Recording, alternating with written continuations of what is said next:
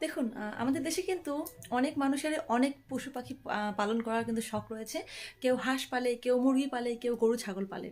আর আমি কিন্তু শত্রু পালি। হুম। আর এই বিশেষ রকমের শত্রুগুলো কিন্তু খাওয়া দাওয়ার কিছু ভাগ রয়েছে।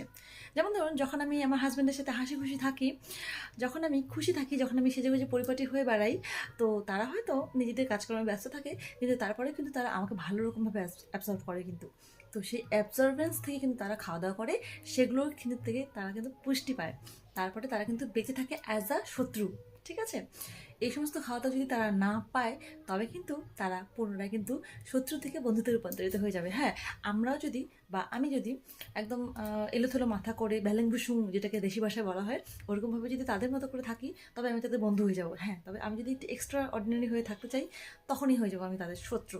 হ্যাঁ, আর এরকমভাবে শত্রু পালন করতে আমি খুবই মজা বোধ করি। ইন্টারেস্টিং।